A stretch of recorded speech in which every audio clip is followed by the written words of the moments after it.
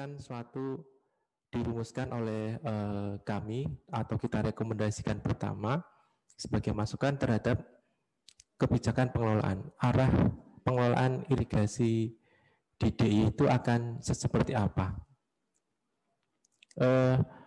Berbagai stakeholder dari berbagai latar belakang di keanggotaan Komisi Irigasi ini setidaknya berbagai macam latar belakang itu mampu diharapkan mampu memberikan masukan dari berbagai sudut pandang, dari pengelolanya, dari regulatornya, dari pemanfaatnya, dan dari hal-hal lain sebagainya.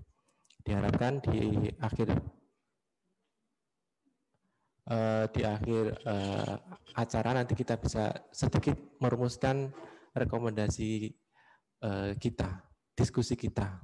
Nah, pada hari ini, Bapak Ibu sebagai informasi di tahun anggaran ini ada kita berbahagia sekali, ada 2 rancangan peraturan perundang-undangan daerah yang sedang dan tengah disusun. Yang satu adalah rancangan peraturan daerah tentang irigasi yang tadi disampaikan oleh Pak Tito. Kemudian ada satu rancangan peraturan gubernur, salah satu turunan yang kemudian disiapkan tentang kelembagaan pengelolaan irigasi keistimewaan. Nah, arah cita-cita Bapak Ibu sekalian, para stakeholder yang ada sebagai anggota Komisi Irigasi ini kemudian kita wujudkan dalam diskusi kita pada pagi hari ini untuk bisa menambah atau mewarnai, mengharmonisasi kepada rancangan peraturan perundang-undangan daerah ini. Ada dua macam. Yang satu raperda, kemudian yang satu ada rakebut tentang keistimewaan. Nah, Bapak Ibu sekalian, sebelum kemudian diolah oleh pemateri kita pada pagi hari ini, yaitu para tenaga ahli penyusunnya, penyusun raperda maupun rapergub sudah hadir. Yaitu yang pertama adalah Bu Tania Etna Bekti. Beliau tenaga ahli penyusun, salah satu tenaga ahli penyusun di raperda ini adalah inisiatif dari DPRD kita. Kemudian yang kedua sudah hadir Pak Sigit Supatmo Arif, beliau dari FTP atau hadir.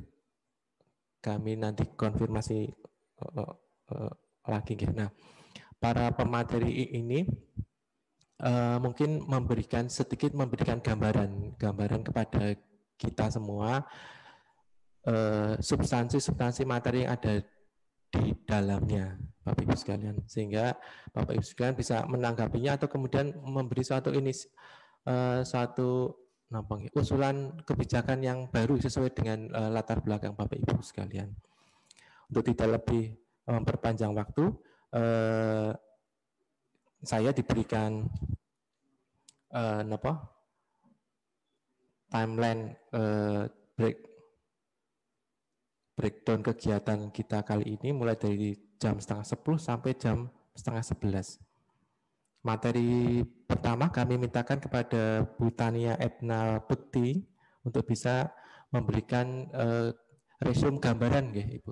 Resume tentang raperda ini akan seperti apa. Mohon agar bisa memberikan penjelasan kepada kita gambaran yang lebih bisa diterima oleh kami agar bisa sebagai bahan diskusi nantinya. Pada Bu Etna mungkin ada diberikan waktu 25 menit. Saya konfirmasi lagi pada panitia, apakah Bu Erna sudah sampun nggih? Halo, Bu Erna? Ya, bisa. Nggih. Monggo Bu Erna, kami berikan waktu sekitar 25 menit. Nggih. Ya, saya share screen. Oke. Monggo.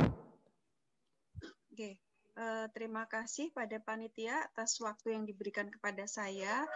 Saya dalam hal ini mewakili PT Almas yang sedang menyusun naskah akademi tentang rancangan peraturan daerah DIY tentang pengembangan dan pengelolaan sistem irigasi. Jadi konsideransinya itu adalah yang pertama kita menggunakan landasan filosofis, landasan sosiologis, dan landasan yuridis. Nah, landasan filosofis di sini bahwa irigasi itu merupakan bagian penting ya dari pengelolaan sumber daya air untuk mewujudkan pemberdayaan serta kesejahteraan masyarakat petani sehingga perlu dijaga keberlanjutannya. Kemudian dari landasan sosiologis bahwa keberlanjutan sistem irigasi diwujudkan melalui pengembangan dan pengelolaan sistem irigasi yang dilaksanakan secara menyeluruh, terpadu, partisipatif, dan berwawasan lingkungan. Nah, kemudian dari landasan yuridis itu bahwa Peraturan Daerah Istimewa Yogyakarta Nomor 6 Tahun 2010 tentang irigasi itu sudah tidak sesuai lagi dengan perkembangan hukum dan kebutuhan masyarakat sehingga perlu diganti dengan peraturan daerah yang baru. Nah, ini adalah dasar hukum yang kami gunakan dalam menyusun naskah akademik Raperda Irigasi. Yang pertama itu adalah pasal 18 ayat 6 UUD tahun 1945, kemudian Undang-Undang Nomor 3 tahun 50 tentang pembentukan Daerah Istimewa Yogyakarta, kemudian Undang-Undang Nomor 13 tahun 2012 tentang keistimewaan Daerah Istimewa Yogyakarta, kemudian Undang-Undang Nomor 23 tahun 2014 tentang pemerintahan daerah, ya. Kemudian Undang-Undang Nomor 17 tahun 2019 tentang sumber daya air dan Peraturan Pemerintah Nomor 31 tahun 50. Nah, kemudian ruang lingkup materi muatan itu yang pertama adalah kewenangan dan tanggung jawab pemerintah daerah. Kemudian yang kedua adalah perencanaan pengembangan dan pengelolaan sistem irigasi. Yang ketiga adalah pengelolaan air irigasi. Yang keempat adalah pengembangan sistem irigasi. Yang kelima adalah pengelolaan sistem irigasi. Yang keenam adalah pengelolaan aset irigasi. Kemudian selanjutnya adalah kelembagaan pengelola irigasi, pemberdayaan, pembiayaan jaringan irigasi, koordinasi pengelolaan sistem irigasi, kemudian partisipasi masyarakat petani P3A, GP3A, dan IP3A, penghargaan, sistem informasi irigasi, kemudian pengawasan, ketentuan larangan, dan tata cara penyelesaian sengketa. Nah, kemudian kewenangan Pemda DIY dalam hal ini adalah yang pertama, menetapkan kebijakan daerah dalam pengembangan dan pengelolaan sistem irigasi di wilayahnya berdasarkan kebijakan nasional dengan mempertimbangkan kepentingan daerah dan provinsi sekitarnya. Yang kedua yaitu melakukan pengembangan dan pengelolaan sistem irigasi primer dan sekunder pada daerah irigasi yang luasnya 1.000 sampai 3.000 hektar dan daerah irigasi lintas daerah kabupaten kota. Kemudian kewenangan yang ketiga adalah memberi rekomendasi teknis kepada pemerintah kabupaten kota atas penggunaan dan pengusahaan air tanah untuk irigasi yang diambil dari cekungan air tanah lintas kabupaten kota untuk irigasi. Kemudian kewenangan berikutnya adalah memfasilitasi penyelesaian sengketa antar kabupaten kota dalam pengembangan dan pengelolaan sistem irigasi. Dan yang berikutnya adalah menjaga efektivitas, efisiensi, dan ketertiban pelaksanaan pengembangan sistem irigasi primer dan sekunder pada daerah irigasi lintas kabupaten kota. Kemudian memberikan bantuan teknis dalam pengembangan dan pengelolaan sistem irigasi kepada pemerintah kabupaten kota, memberikan bantuan kepada masyarakat petani dalam pengembangan dan pengelolaan sistem irigasi yang menjadi tanggung jawab masyarakat petani atas permintaannya berdasarkan prinsip kemandirian, kemudian membentuk komisi irigasi provinsi bersama dengan pemerintah provinsi yang terkait dapat membentuk komisi irigasi antar provinsi. Kemudian memberikan izin pembangunan, pemanfaatan, pengubahan, dan atau pembongkaran bangunan dan atau saluran irigasi pada jaringan irigasi primer dan sekunder dalam daerah irigasi lintas kabupaten kota. Dan melaksanakan tugas pembantuan dan atau dekonsentrasi dalam pengelolaan irigasi dari pemerintah, menetapkan garis sempadan pada jaringan irigasi yang menjadi kewenangan pemerintah daerah. Nah, kemudian perencanaan dan pengembangan perencanaan pengembangan dan pengelolaan sistem irigasi. Yang pertama perencanaan, yaitu disusun untuk mengatur, menata, dan meningkatkan pemanfaatan air irigasi sesuai dengan fungsi dan peruntukannya yang didasarkan pada satu, perkembangan lahan pertanian. Yang kedua adalah kebutuhan nyata saluran irigasi masyarakat. Yang ketiga adalah musyawarah petani dan atau rekomendasi dari Komisi Irigasi Provinsi. Kemudian yang kedua adalah penyusunan rencana meliputi tahap studi awal, studi dan investigasi lapangan, dan studi kelayakan. Pengembangan dan pengelolaan sistem irigasi dilakukan dengan melibatkan semua pihak yang berkepentingan serta mengutamakan kepentingan dan peran serta masyarakat petani, P3A, GP3A, IP3A. Kemudian pengembangan sistem irigasi meliputi kegiatan pembangunan jaringan irigasi baru dan atau peningkatan jaringan irigasi yang sudah ada. Pengelolaan sistem irigasi meliputi kegiatan operasi dan pemeliharaan serta rehabilitasi jaringan irigasi. Pengembangan dan pengelolaan sistem irigasi harus memperhatikan kebudayaan daerah. Pengembangan dan pengelolaan sistem irigasi harus memperhatikan nilai-nilai kebudayaan daerah istimewa Yogyakarta yang salah satunya berkaitan dengan sistem irigasi.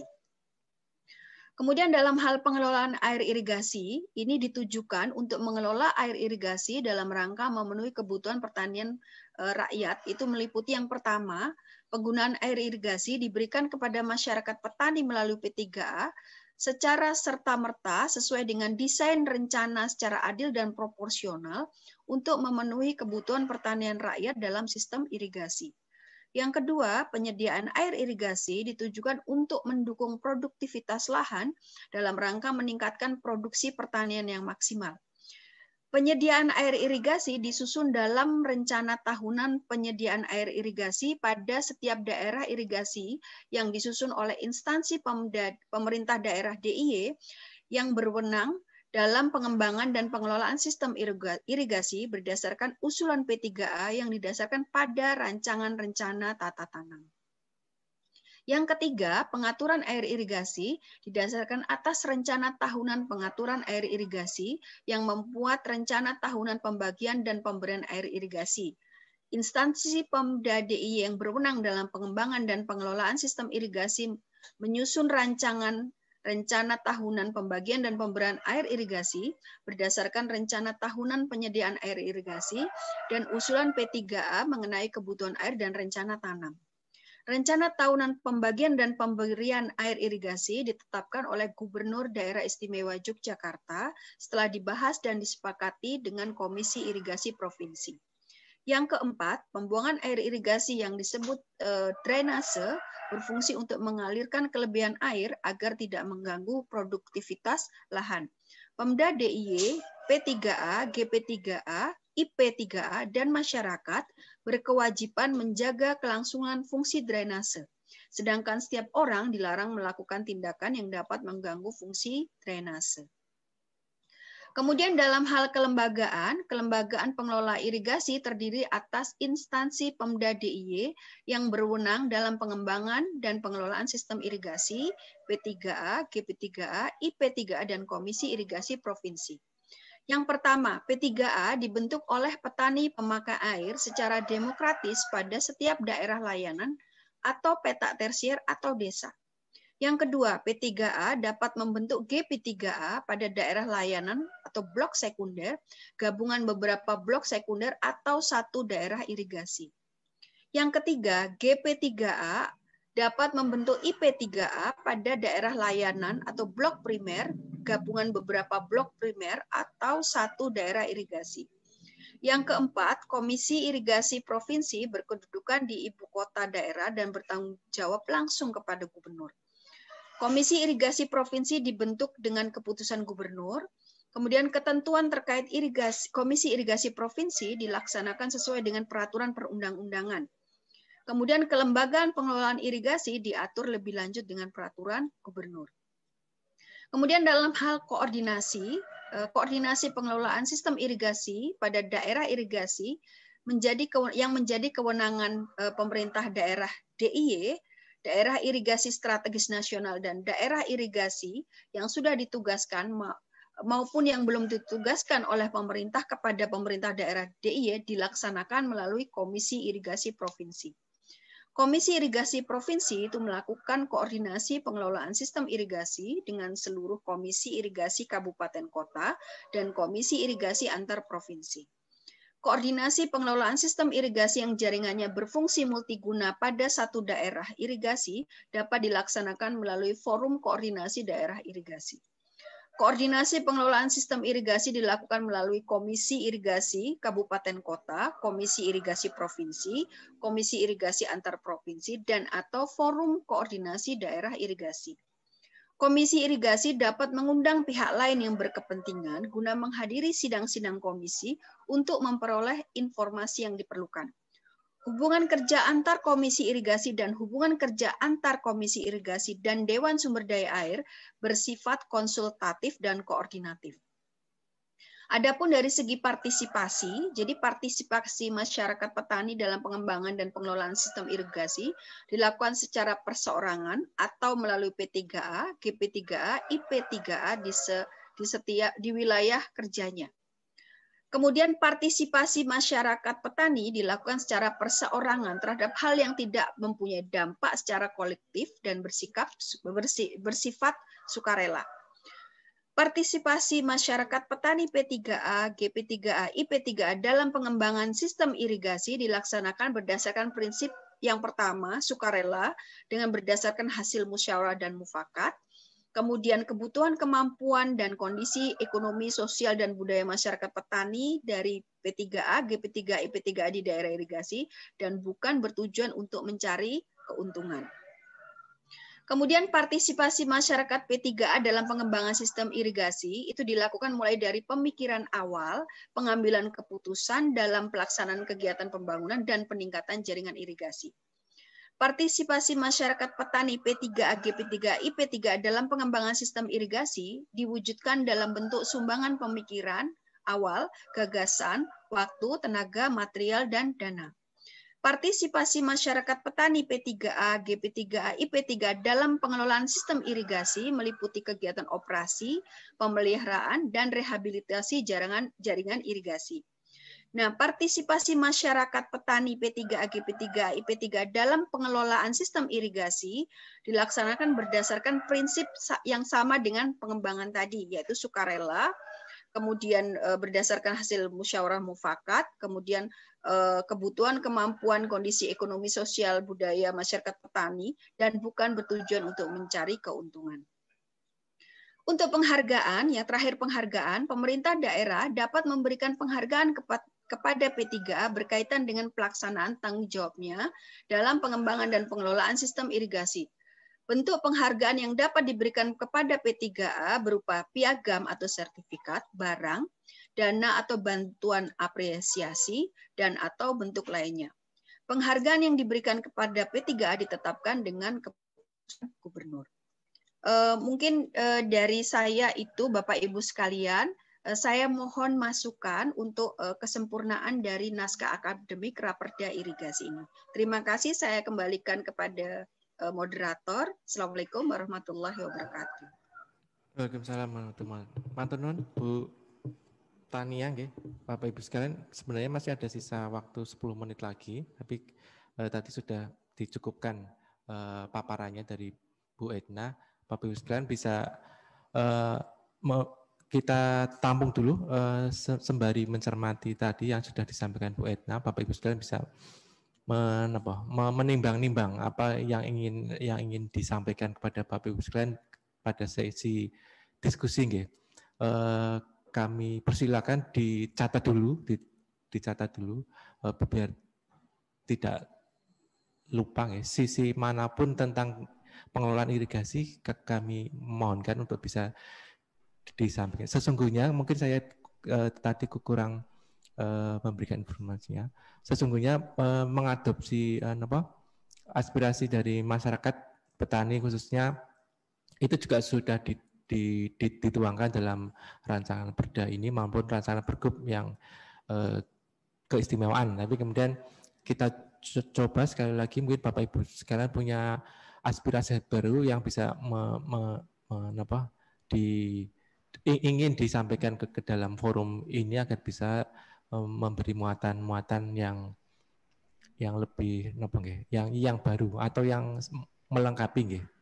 Nah, Bapak Ibu sekalian, di sesi kedua diskusi ini adalah paparan tentang rancangan Pergub tentang kelembagaan pengelolaan irigasi keistimewaan. Nah, ini lebih spesifik lagi Bapak Ibu sekalian sebagai informasi dibandingkan dengan raperda tadi yang bersifat secara teknis keseluruhan mengatur tentang pengaturan pengelolaan irigasi nggih, mulai dari teknis sampai dengan tadi sampai penghargaan maupun mungkin karena sifatnya perda ada sanksi-sanksi, ada konsekuensi hukumnya. Nah, di sesi kedua diskusi ini tim dari FTP UGM bekerjasama dengan Dinas PUP ESDM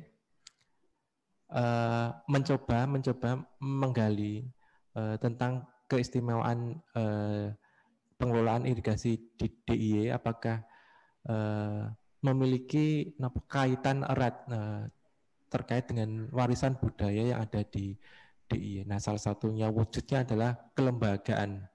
Nah, atau kemudian hal-hal lain yang menjadi ciri-ciri khas tentang keirigasian yang ada di DIY. Nah, ini yang kemudian ingin kita angkat ke dalam peraturan perundang-undangan daerah sehingga menjadi landasan hukum bagi kami regulator dan juga Bapak Ibu sekalian mempunyai landasan hukum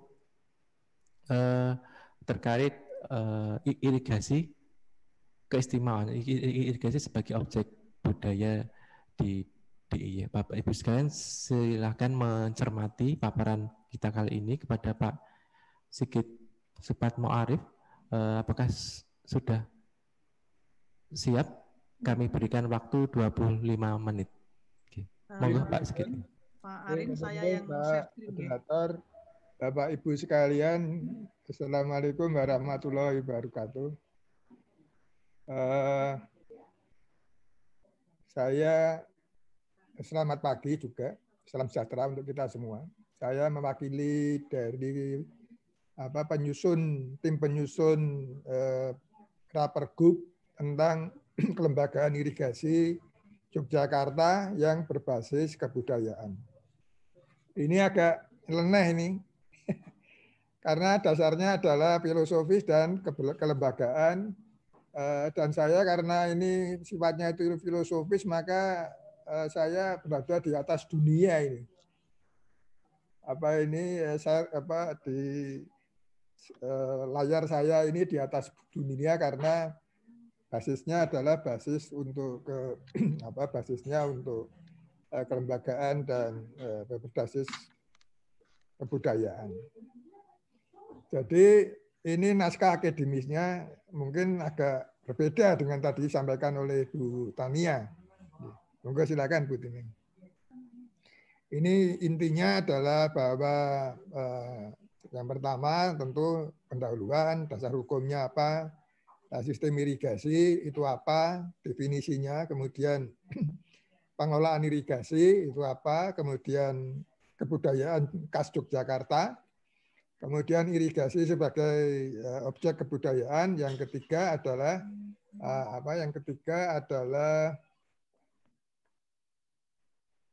yang terakhir adalah hasil-hasil kajian empiris maupun teoretikal. Silakan Bu Dining. Pendahuluan itu Indonesia itu sudah berada di keberadaan irigasi di Indonesia itu sudah agak lama. Mungkin ada kalau menurut Pak Effendi Pasandaran itu mengatakan kira-kira 200 tahun sebelum Masehi itu di Indonesia itu sudah ada irigasi. Tapi yang tertulis nanti akan kita lihat. Nah, dengan demikian, maka di Indonesia itu ada asas keragaman dalam pengelolaan irigasi sesuai dengan berbagai macam budaya dan aspek lokalistik lainnya. Nah, ini nanti akan kita lihat. Nah, kalau tadi Bu Tania tadi hampir semuanya tadi menyampaikan teori irigasi yang berbasis kepada hampir semuanya dengan PP 20. Nah, ini kita akan berbeda. Yang khasnya untuk Jogja itu apa? Yang mungkin sangat berbeda, undang-undangnya saja berbeda. Ada undang-undang keistimewaan Yogyakarta kok. Nah, nanti kita harus berani juga menyampaikan bahwa irigasi khas Yogyakarta itu seperti begini. Monggo silakan begini. Nah, dasar hukumnya satu, itu ada Undang-Undang nomor 17 seperti disampaikan oleh Bu Tania tentang sumber daya air. Nah, di dalam undang-undang itu dikatakan pasal 1 itu dikenalnya ada masyarakat adat di wilayah tertentu yang diikat oleh budaya. Nah, ini kita punya karena kita punya undang-undang keistimewaan. Kemudian pasal 2 itu pengelolaan SDA sumber daya air dilakukan dengan baik, menghormati kearifan lokal secara berkelanjutan. Artinya apa? Artinya bahwa ini yang dinamakan dengan good governance. Good water governance atau pemerintahan tata kelola sumber daya air yang baik, menghormati kearifan lokal. Ini pasal 2. Kemudian pasal 8 ayat 2 butir B itu hak atas air untuk pertanian rakyat. Kemudian pasal 13 butir H irigasi sebagai satu kesatuan sistem. Nah, ini nanti akan kita bahas yang namanya kesatuan sistem itu apa. Namanya sistem itu definisinya lain-lain kok. Nah, kemudian satu lagi, ini Perdais tentang kebudayaan, pasal 5, tentang pemeliharaan, Perdais nomor 3, ya, Perdais nomor 3 tahun 2017, itu tentang pemeliharaan objek, tentang pemeliharaan aspek-aspek objek kebudayaan Yogyakarta. Itu pasal 5 tentang wujud kebudayaan, pasal 6 tentang pengetahuan dan teknologi berbasis kebudayaan. Artinya apa? Artinya bahwa DIY itu dapat menyusun tata pengelolaan irigasi yang khas Yogyakarta ini. Karena basisnya kita punya basis kebudayaan yang khas Jogja. Berbeda dengan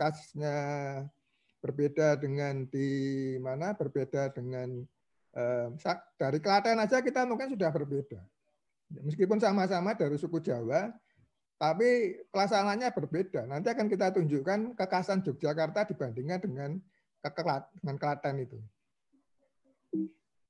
Ya, silakan Bu Tining.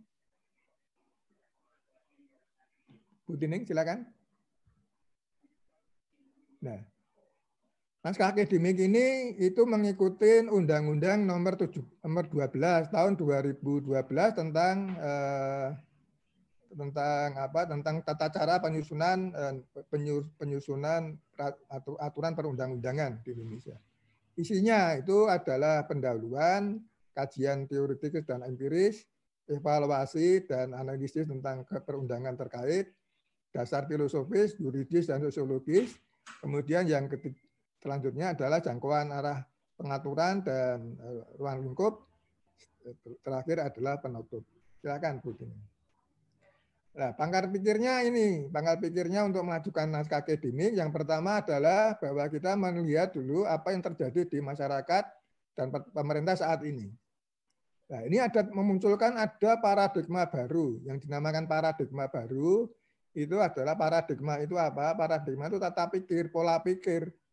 Pola pikir kalau ada terjadi perubahan paradigma itu karena terjadinya ada suatu perubahan tata nilai yang menyebabkan paradigma lama itu sudah tidak lagi bisa dipakai. Nah, ini muncul aturan. Salah satunya aturannya adalah tadi ada undang-undang yang baru dan sebagainya. Nah, kalau kita itu melakukan suatu kajian evaluatif untuk pengelolaan irigasi itu paling bagus adalah melakukan pengelolaan irigasi berbasis sistem. Nah, di sini kita menganut ada 5 pilar irigasi. Jadi dalam irigasi, sistem irigasi, pengelolaan irigasi itu ada 5 pilar yang tidak boleh dilupakan. Yang pertama adalah ketersediaan air. Jadi kalau tidak ada air ya namanya bukan irigasi. Caranya mutlak pertama itu ya harus ada air. Kemudian prasarana harus ada. Tata kelolanya harus ada, kelembagaan atau institusinya juga harus ada, dan manusianya harus ada. Dan manusia itu nanti akan berkaitan dengan budaya. Nah, selanjutnya lingkungan. Lingkungannya apa? Lingkungannya adalah lingkungan strategis. Tadi lingkungan strategisnya itu perubahan peraturan, aturan, dan kebijakan. Kemudian yang lingkungan ekologinya ada perubahan iklim dan kondisi wilayah. Seperti misalnya seperti nanti misalnya ada alih fungsi. Alih fungsi di Jogja itu seperti apa sekarang ini? Karena alih fungsi itu akan mempengaruhi kondisi hidrologi di Jogja. Nah, contohnya seperti begini, munculnya hotel-hotel di kota dan sebagainya, masyarakat terganggu. Makanya ada protes orang Jogja dengan gayanya khas itu, dia mengatakan Jogja ora didol itu. Karena kondisi alih fungsi itu merusak atau merubah kondisi hidrologi di wilayah Yogyakarta. Nah, ini harusnya harus mulai dimuat di dalam peraturan-peraturan yang ada tentang keirigasian di Yogyakarta ini. Kalau tidak ada nanti ya seperti sekarang ini di kota itu mungkin sistem irigasinya itu tinggal berapa hektar. Daerah irigasinya mungkin sedikit.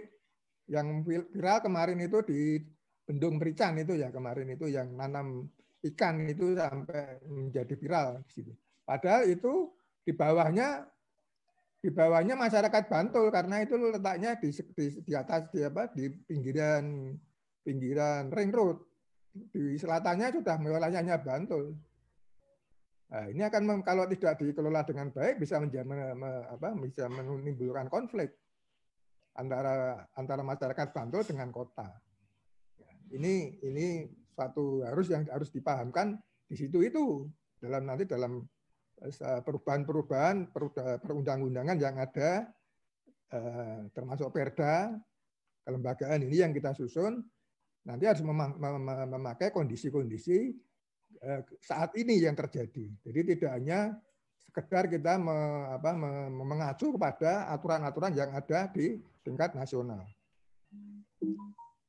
Silakan, Bu Tini. Nah, definisi irigasi itu menurut sederhana itu adalah upaya untuk memberikan air pada tanaman agar terhindar dari cekaman sehingga dapat menghasilkan produksi yang secara optimal. Ini paling gampang. Ini kalau saya ngajar mahasiswa saya tahun per tahun itu yang ambil irigasi itu ya bisa saja dengan upaya nyemprot air di lapangan itu sudah namanya irigasi. Kemudian ada dari secara akademik bahwa yang dinamakan irigasi itu menurut Small and Svensson itu dikatakan bahwa irigasi merupakan suatu tindakan intervensi manusia. Intervensi manusia untuk mengubah air dari sumbernya menurut ruang dan waktu, mendistribusikan dan mengelola sebagian atau seluruhnya untuk keproduksi tanaman. Nah, ini di sini sudah mulai muncul ada unsur manusia. Kalau tadi yang pertama itu adalah hanya teknikal saja memberikan air tanaman dan prosesnya ada prasarananya ya tadi bisa selang dan sebagainya. Nah, sekarang ini sudah mulai muncul ada unsur manusia. Silakan, Bu. Nah, definisi pengelolaan ya definisi pengelolaan itu kalau secara hukum itu tidak ada dalam PP 20 maupun PP 77. Nah, tetapi kita memakai yang dinamakan dengan pengelolaan itu pengelolaan irigasi itu adalah suatu proses pencapaian tujuan dan sasaran dari suatu organisasi dengan cara yang efisien dan efektif melalui suatu proses perancangan, pengorganisasian, kepemimpinan, kemudian ada pengawasan dan pemanfaatan sumber daya yang dimiliki oleh organisasi tersebut, termasuk sumber daya manusia. Nah, silakan. Nah, ini kata Pak Projo, kalau kita mau melakukan pengelolaan irigasi, melakukan evaluasi berbasis melakukan penelitian atau melakukan kajian empiris terhadap irigasi, ya paling bagus dengan pengambilan sistem.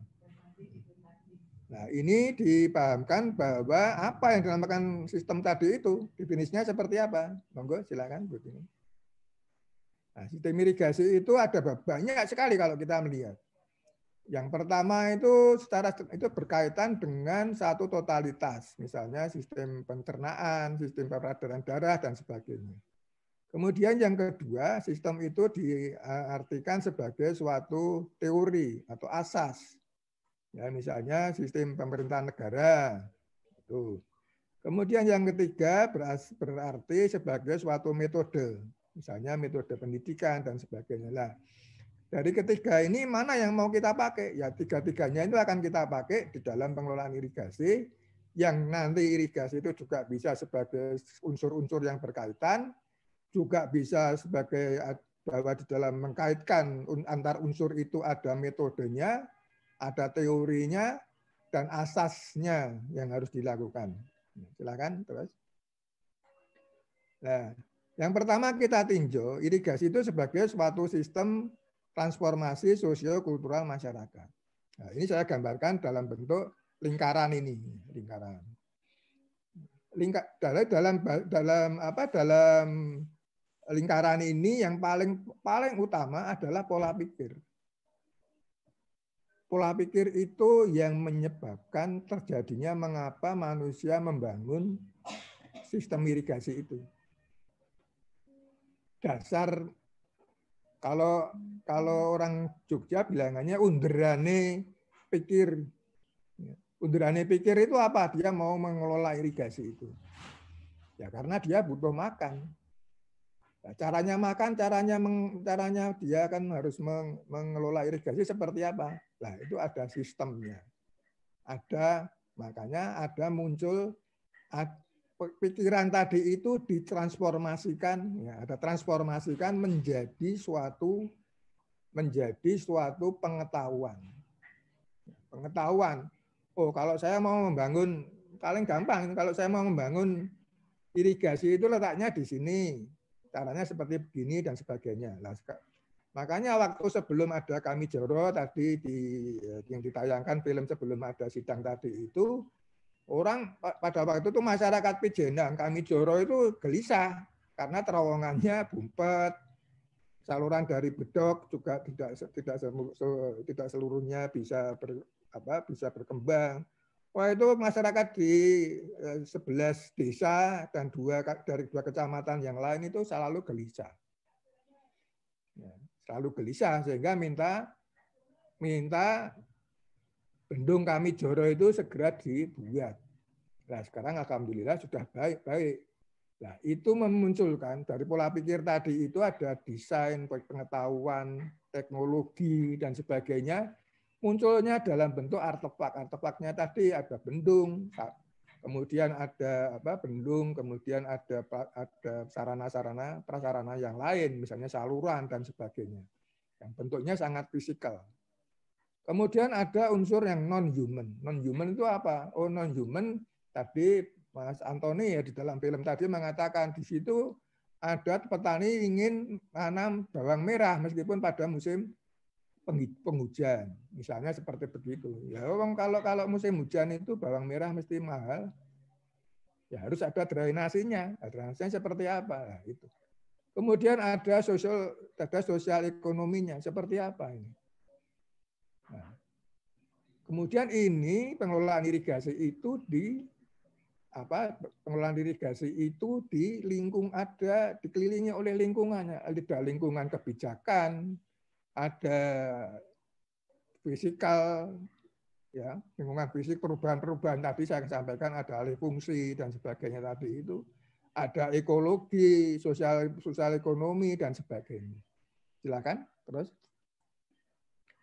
Nah, ini juga paling penting. Nanti akan kita lihat bagaimana pentingnya ini di dalam kita mensikapi Undang-Undang Nomor 17 Tahun 2019. Bahwa prinsip irigasi, pengelolaan irigasi itu adalah bersifat polisentrik. Artinya apa? Polisentrik itu artinya bahwa irigasi itu dikelola oleh banyak sekali orang yang terlibat. Petaninya ya ada petani ikan, petani sawah, petani sawah aja ada yang berambang, ada yang jagung, ada yang nanam hortikultura, macam-macam boleh. Ya, semuanya apakah boleh? Ya boleh. Tetapi diatur oleh suatu kesepakatan yang ditentukan oleh komisi irigasi itu yang dinamakan dengan pola tanam. Nah, dalam pola tanam itu nanti kan diminta belangko-belangko itu. Belangko dari 01 sampai 012 itu diatur di situ. Nah, oleh sebab itu ada aturan mainnya. Ada aturan mainnya yang sifatnya ya tadi ya macam-macam, mulai dari undang-undang sampai RPP, PP, PP-nya belum ada. Kemudian Perdanya baru mau disusun ini. Kemudian beberapa peraturan-aturan yang lain, termasuk tadi yang disampaikan oleh Pak Antoni di dalam film tadi itu, ada sistem tata kelola berbasis lokal tadi, ada amprah dan sebagainya tadi itu. Ini aturan main yang dilakukan oleh masyarakat lokal. Monggo silakan. Nah, kemudian yang selanjutnya adalah irigasi sebagai sistem berkalang. Itu ada, ini kita punya jaringan irigasi, ada pertanian beririgasi, naiknya nanti pertanian beririgasi. Inputnya apa? Inputnya ya saluran, kemudian ada input-input yang lain untuk produksi tanaman. Kemudian kalau sudah irigasinya bagus, diharapkan perekonomian perdesaannya meningkat. Terus kemudian naik lagi, pembangunan wilayahnya meningkat.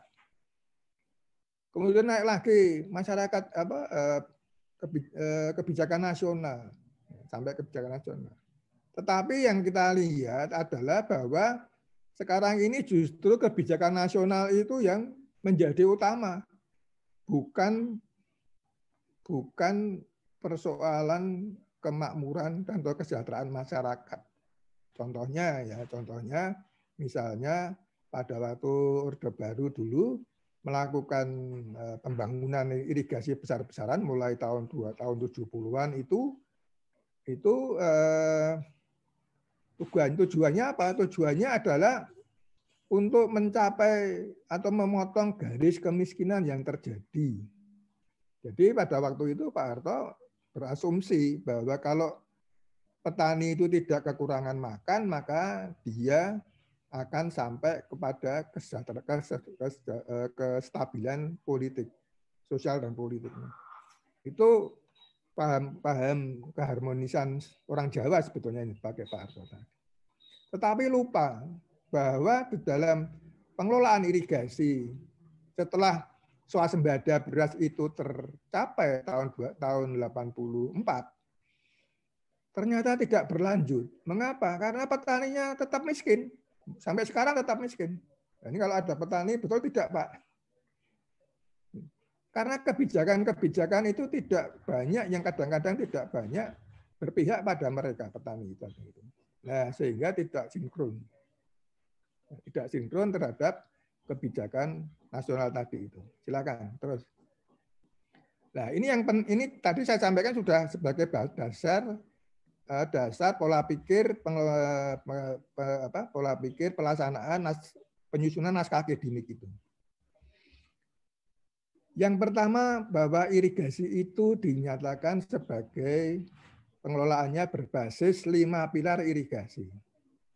Mengapa 5 pilar irigasi? Karena dianggap sebagai sistem pengaliran. Ada airnya, ada prasarana, ada tata kelola, ada institusi atau kelembagaan yang mengelola, ada manusianya. Nah, ini berkaitan dengan lingkungannya. Berkaitan dengan lingkungan. Nah, kemudian ini harus ada asas berkelanjutan dan ini sebagai ada nanti keluarannya dari 5 pilar itu yang dikelola dilaksanakan dengan asas berkelanjutan itu menghasilkan produksi pertanian yang bagus untuk mencapai kesejahteraan manusia, kesejahteraan masyarakat. Nah, kalau ada persoalan yang ada di dalam persoalan dalam pengelolaan irigasi itu, coba dilihat saja, mesti underannya itu 5 pilar ini. Apakah tidak ada airnya? Ada airnya tetapi prasarana jelek, prasarananya bagus, tata kelolanya jelek, tata kelolanya bagus, institusinya tidak bagus. Ya kan? Institusinya bagus, manusianya kurang bagus. Contohnya apa ya? Dia kalau tidak jatahnya ngambil sendiri atau dodos salurannya sendiri itu kan tidak bagus. Itu tidak bagus karena aturan mainnya tadi yang sudah disepakati dilanggar sendiri. Nah, itu terjadi underannya masalah karena itu. Nah, ini monggo kita petani persoalan-persoalan di lapangan seperti apa lah. Ini kita lihat 5 pilar tadi itu. Monggo silakan, Bu. Nah, untuk itu harus ada strategi yang harus kita mau pakai. Yang pertama itu adalah manajemennya. Itu nanti ada hubungan antara manajemen dengan prasarana itu adalah manajemen aset irigasi atau PAI atau pengelolaan aset irigasi. Kemudian antara air dengan prasarana itu adalah desain teknis pengaliran air. Kemudian yang ini yang penting juga yang kadang-kadang sering dilupakan adalah hubungan antara air dengan manajemen itu adalah OP irigasi yang ini sekarang ini hampir dilupakan oleh semua pihak. Nah, ini baru kita bisa menyusun strateginya. Yang mana? Yang mana yang paling lemah kalau kita pakai analisis SWOT, ya kan? SWOT itu bisa OP-nya yang lemah, atau airnya yang lemah, atau manajemennya yang lemah, atau prasarana yang lemah, atau sistem manajemen asetnya yang lemah, desain teknisnya, dan sebagainya. Silakan, Bu Tining. Nyun sewu Pak Sigit, waktunya mungkin 3 menit lagi untuk bisa diselesaikan. Sebentar. Nah, ini ada tadi yang 5 pilar tadi itu dasarnya manusia. Ya, manusia yang harus utuh, dan sebagainya. Ya, ini harus menjadi unsur dari 5 pilar tadi itu. Monggo silakan Bu Tining. Nah, ini penting. Irigasi sebagai yang rumit itu nanti akan kita terjemahkan. Ini bahwa irigasi itu nanti akan menjadi dasar untuk polusentris itu tadi. Nah, silakan Bu Tining, biar cepat. Ya, ini saya kira sudah diteruskan aja. Ini sudah dikatakan. Nah, ini yang juga. Ini di Jogja itu ada prasarana dari nenek moyang kita. Abad ke-8 itu sudah ada sistem irigasi. Ini prasastinya ada di Sumundul dan Pananggaran. Itu letaknya ditemukan di Candi Kedulan. Itu ada tiga prasasti yang dipakai bahwa ini sudah ada. Nah, dalam prasasti-prasasti itu sudah diwujudkan adanya lembaga irigasi yang terstruktur dengan bagus. Silakan Bu Tining. Nah, ini saya kira teruskan aja ini ya. Saya kira. Nah, ini kemudian masa pemerintah Belanda itu berubah dari masa kerajaan dengan pemerintah kolonial itu airnya dikuasai negara tetapi dipakai untuk agroindustri, gula, nila, tembakau dan sebagainya. Nah, karena dipakai dengan sistem tanam paksa, maka masyarakatnya menderita. Nah, ini kemudian, nah ini yang penting juga ini. Ya, ini bahwa dalam kemerdekaan itu kita punya undang-undang dasar. Itu isinya pasal 33 itu dikatakan bahwa sumber daya alam itu dilakukan berbasis pada 3 hal ya, untuk kesejahteraan manusia tadi. Tetapi kita punya undang-undang itu bunyinya lain-lain untuk mentafsirkan pasal 33 tadi itu. Nah, sekarang kalau kita melihat ini mengatakan bahwa Undang-Undang nomor 17 ya maaf, 17 bukan 19 ya. 17 tahun tentang sumber daya air ini nanti menjadi monosentris. Ini yang nanti yang hitam-hitam nanti ini itu menjadi kewenangannya dari Dinas PU SDM Yogyakarta ini. Nah, sekarang apakah kita mampu? Ini belum disebut oleh Bu Tania tadi ini. Karena ini kita mengikuti pasal 12, pasal 13 butir. Nah, ini nanti bagaimana pelaksanaannya? Pembiayaannya seperti apa? Ini belum dibahas oleh Bu Tania tadi. Padahal ini yang paling penting ini. Dasar pengelolaan irigasi menurut Undang-Undang nomor 17 tadi itu. Silakan. Ya, sekarang ini, nah ini saya kira wujud kebudayaan nanti bisa nanti akan disiarkan oleh panitia ini. Monggo silakan. Nah ini ada yang wujudnya yang masih berwujud itu ada. Ini misalnya ada upacara Mapak Toyo dan sebagainya. Tapi tingkat elitnya seperti apa? Belum tahu. Tapi di tingkat masyarakat ada. Monggo silakan Bu Dini. Nah, ada ini juga tadi sataran filosofisnya ada 3 hal. 3 hal adalah bahwa sistem pertanian Yogyakarta itu berbasis kepada trimargi utami.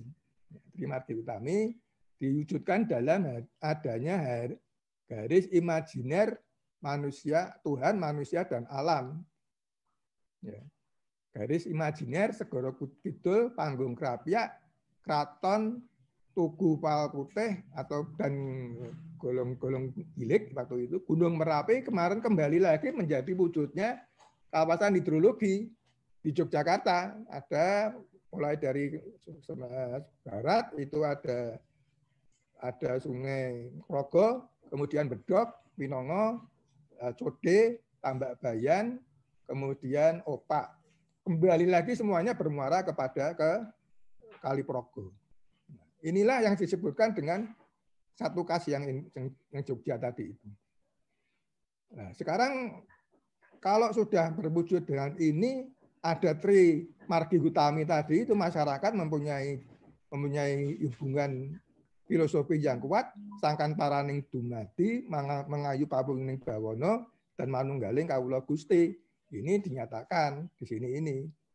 Bahwa kita tugasnya itu hanya menyembah dan mengabdi dan menyembah. Allah itu menciptakan dan menguasai semuanya ini. Dalam bentuk ini jagat gede dan jagat cilik ini. Terus silakan.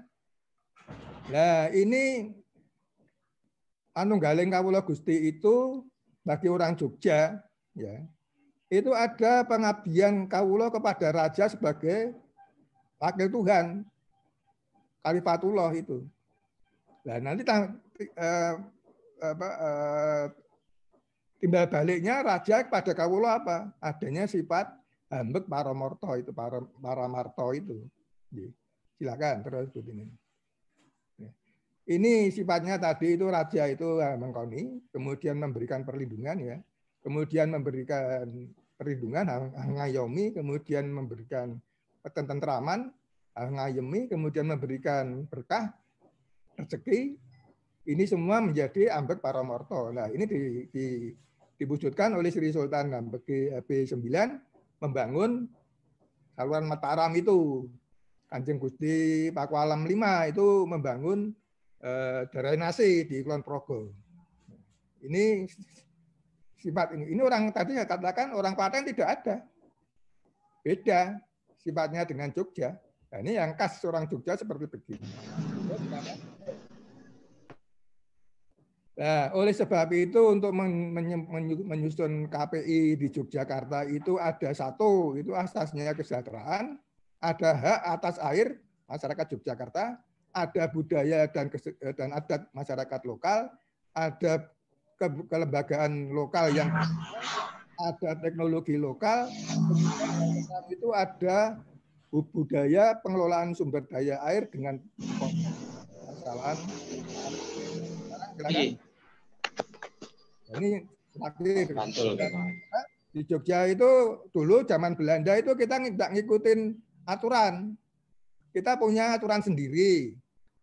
Ya, itu dinamakan dengan Waterskapen itu Poslenden Waterskapen itu yang mengatur kasunanan dengan kasultanan. Tapi kasultanan itu lain dengan kasunanan. Kasunanan itu sudah diserahkan oleh PB 2 kepada Belanda. Kalau di sini tidak. Di sini negara yang mandiri. Nah, hubungannya karena yang bangun itu Belanda, pengelolaannya bersama-sama dengan Belanda, maka Patih dan Jurejo itu ada mengeluarkan Pesblat tentang Pangrei Banyu, ditandatangani oleh Patih dan Jurejo bersama-sama dengan residen Belanda untuk mengatur pengelolaan sumber daya air di Indonesia, di Yogyakarta, maaf. Kantornya itu di Timoho itu, kantornya itu. Nah, ini kalau sekarang yang ada di Jogja itu kelembagaannya ini kepala dinas, kepala bidang, kemudian ada kepala seksi, Korlap sekarang ini ada P3K, P3A ini menyusun komisi irigasi itu. Nah, ini sangat terbatas, dananya juga terbatas, maka diharapkan agak sulit untuk mengatur target-target dan fungsi semuanya ini untuk melaksanakan target-target yang dibebankan kepada Dinas SDA, Dinas PU SDEM. Monggo silakan terus Bu Tining. Nah, ini saya kira diteruskan aja objek kebudayaan, saya kira ini. Nah, ini ditemukan ada praktek-praktek irigasi berbasis lokal. Ini ada tadi ada forum panitia 11, kemudian ada Amprah. Amprah ini tidak hanya kita temui di Bantul, tetapi juga di Sleman, di Kali Kuning waktu itu tahun 95 masih ada. Bendung, Gilir Bendung pada waktu itu masih ada. Silakan. Nah, ini tadi sudah saya sampaikan bahwa ini saya kira sudah sampaikan bahwa ada bentuknya masih ada bentuk konkretnya, yang abstraknya tadi, Trimargi Utami tadi itu, silakan. Terus, sekarang ini sebelumnya ini tadi, Mbak Bu. Nah, ini persoalannya bahwa irigasi di korlap itu bayarnya kecil, di kontrak 1.400.000. selama 11 bulan per tahun. Ini kan jumlahnya di bawah UMR provinsi. Nah, ini mohon nanti bisa kita cari dana dari mana ini bisa dilaksanakan kalau dananya terbatas. Silakan. Nah, ini kalau diganti ketersediaan antara kebutuhan tenaga dengan Permen PU nomor 12. Ini kita masih separuhnya. Kekurangannya apa? Bahwa tidak ada penjenjangan tugas dari masing-masing 90 orang. Semuanya sama semuanya ini. Tidak ada penjenjangan. Padahal di dalam undang-undang, dalam PP 20, dalam Permen PU nomor 12 itu ada penjenjangannya. Nah, monggo silakan. Nah, ini diharapkan nanti para petugas itu bisa diselesaikan dengan kembali menjadi struktur organisasi berbasis kebudayaan tadi itu. Monggo silakan Bu Tining. Terus, nah itu diinginkan nanti ada Pangulu Banyu untuk pengamat, untuk ada staf itu namanya Panyarian Banyu, untuk juru itu namanya Mantri Banyu, untuk petugas bendung itu namanya Abdi Bendung, petugas pintu air itu namanya Abdi Yayasan, pekarya itu namanya gawe dorongan. Statusnya diharapkan nanti ini ASN, pengamat, staf dan juru, yang lainnya itu bisa naban. Nah, tugasnya apa? Tugasnya pengelolaan irigasi ya tadi disebutkan ada koordinasi dengan dengan kecamatan di lingkungan Kapangulon, ya, kemudian Antri Banyu itu bertugas dengan nanti hubungannya dengan desa dan sebagainya. Nah, tugas kebudayaannya juga harus ada. Nah, dia harus menjaga terjadinya kebudayaan yang masih berlaku di wilayahnya masing-masing. Itu yang paling penting. Silakan terus. Saya kira itu yang nanti dengan Pak Heru masih ada dalam bentuk hukumnya, saya kira karena sudah terlalu lama nanti bisa ditambahkan kalau ada pertanyaan tentang masalah hukum. Saya kira mungkin demikian Bapak moderator, saya kembalikan waktunya. Terima kasih. Matur nuwun Pak Sigit.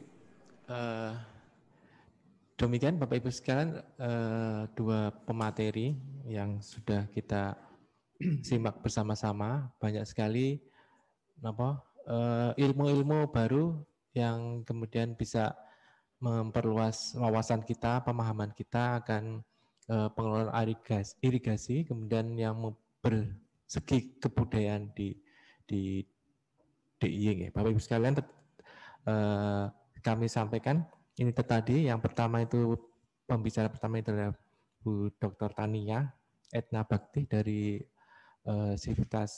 Universitas Jana Badra, Bu, di Teknik Sipil. Yang kedua adalah Guru Besar di Fakultas Teknologi Pertanian, Pak Profesor Dr. Sigit Supatmo Arif. Kita menginjak kepada sesi diskusi, memberikan waktu dan forum kepada Bapak Ibu peserta Zoom meeting kali ini. Sekiranya kemudian beberapa hal yang bisa saya cuplik beberapa kalimat di paparan Bu Tania, bahwasanya di Raperda irigasi kita kemudian tujuan utama atau maksud utama sebagai pemberian air, pengaturan teknis pemberian air secara adil dan proporsional, gitu. Nah, ini kemudian dituangkan dalam rumusan-rumusan rumusan pasal dan ayat agar bisa dijadikan hukum normatif. Nah, kemudian yang kedua itu dari Pak Profesor Sigit tentang Rapergub, tentang kelembagaan pengelolaan irigasi, kemudian menemukan kenali beberapa hal yang kemudian bisa disimpulkan oleh kami, bahwasanya sumber daya yang utama di pengelolaan irigasi adalah manusianya dengan cipta karsa dan rasanya, kemudian merupakan wujud budaya yang bisa ditemukan oleh kajiannya Pak Sigit dan tim. Itu merupakan warisan budaya DIY dari artefak-artefak maupun beberapa temuan dokumen, ya Pak, dokumen kenegaraan di zaman pemerintah kolonial Belanda dan era Kesultanan. Demikian Bapak Ibu sekalian, kita diberi waktu 30 menit ya, oleh panitia untuk berdiskusi. Bapak Ibu sekalian tadi sudah mencermati dan punya unek-unek, punya tambahan pemikiran untuk bisa mengklarifikasi ataupun kemudian bisa ditangkap oleh para tenaga ahli penyusun perundangan daerah ini ketika ada yang tertinggal atau apa menyempurnakan atau menguatkan hasil-hasil kajian oleh bapak-bapak tenaga ahli penyusun perda tersebut. Kami persilakan Bapak Ibu sekalian, silakan menggunakan fasilitas raise hand ya, agar kami bisa mempersilakan waktu dan tempat. Ada teman-teman panitia yang ingin ada? BWSSU Pak. Monggo Bapak. BWSSU mohon maaf. Monggo Bapak, kami persilakan Yung Sewu mengaturkan nama dan instansi terlebih dahulu. Kami persilakan Bapak. Baik, terima kasih yang terhormat Bapak-bapak semuanya, yang terutama Pak Prof Sigit dan Bu Bu Tania tadi saya lihat itu. Nggih, matur nuwun sangat. Jadi betul saya sepakat bahwa ini sangatlah membuka inspirasi kita. Dalam hal ini kami Pak Suyanto mewakili Pak Kepala Balai BBWSSO Serayu Opak untuk bisa hadir dalam rangka rapat koordinasi Komisi Irigasi. Nah, yang perlu kami sampaikan, yang bisa kami informasikan dalam hal ini, mudah-mudahan harapan Bapak-bapak dan tentunya harapan kita semuanya untuk segera bisa tercapai, terwujud untuk membuat satu produk hukum yang dimana nanti menjadi dasar kita. Dalam hal ini BBWSSO selaku penyiapan prasarana dasar untuk jaringan sistem irigasinya, tentu dasar hukum ini akan menjadi pedoman kita dan arah kita dalam menyusun perencanaan, pelaksanaan, dan rehabilitasi sampai dengan operasional dan pemeliharaan. Yang kedua, tentu kita sebagai perencana penyiapan dalam aspek teknis, tadi bisa kita tangkap sangatlah memberikan kekuatan dasar untuk kami Pak Prof. Sigit, di mana dalam menyusun pembangunan ini jangan sampai meninggalkan nilai-nilai keluhuran. Saya sangat setuju karena kami yang saat ini mengelola sistem jaringan irigasi, banyak sistem jaringan irigasi kita ini dalam aspek filosofis dan historis memiliki kekuatan sebenarnya kalau menurut kami.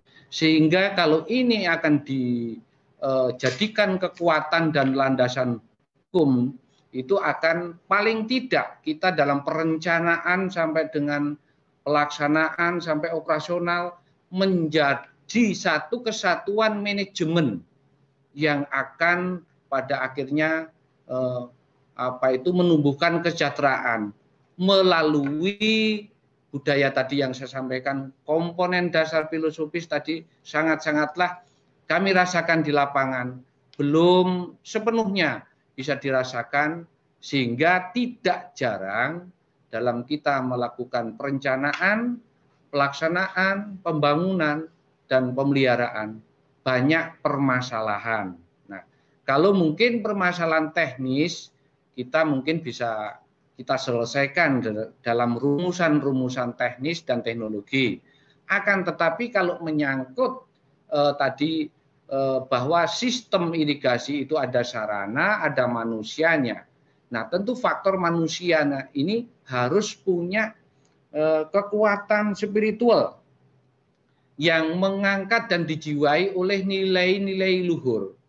Saya ambil contoh mungkin lebih konkret, impian dan harapan kita ini, saya berharap bagaimana kita bersama-sama merumuskan tentunya BWSSO selaku